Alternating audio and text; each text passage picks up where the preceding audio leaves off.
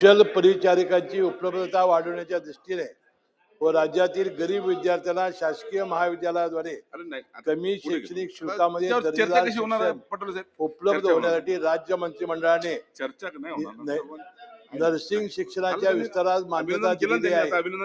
या निर्णयानुसार Mumbai GT, Mumbai Saint George's, Dhule, Solapur, Ambejogai, Beed, Akola, Nagpur, IGMC, Sangli येथील 8 GNM महाविद्यालयांचं श्रेणीबद्ध करून 100 प्रयोग क्षमतेचे शासकीय BSc नर्सिंग महाविद्यालय सुरू करण्यात येणार आहेत।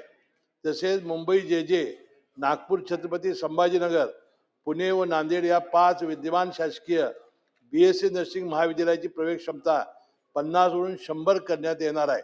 तसेच चंद्रपूर, सिंधुदुर्ग, यवतमाळ, अलिबाग, रत्नागिरी, अमरावती, धाराशिव, गडचिरोली, पालघर व अहिल्यानगर येथे 10 नवीन BSc नर्सिंग महाविद्यालयाची स्थापना करण्यात येणार आहे। उर्वरित ठाणे, सातारा, नाशिक, जालना, बुलढाणा, परभणी, हिंगोली, वाशिम, वर्धा आणि भंडारा या 10 जिल्ह्यासाठीचा प्रस्ताव केंद्र शासनात तात्काळ सादर करण्याचे मंत्रिमंडळाने एकमताने घेतले आहे। या प्रकल्पासाठी रुपये 491.91 कोटीची अनावर्ती व वार्षिक 12.58 कोटीच्या आवर्ती खर्चास मंजुरी देण्यात आली असून या निर्णयामुळे नर्सिंग शिक्षणाची क्षमता वाढून राज्यातील शासकीय आरोग्य सेवा अधिक सक्षम आणि बळकट होण्यास मदत होईल। पुढे जाऊ। अध्यक्ष महाराज, मी बावनकुळे साहेबांचं मनापासून अभिनंदन करतो।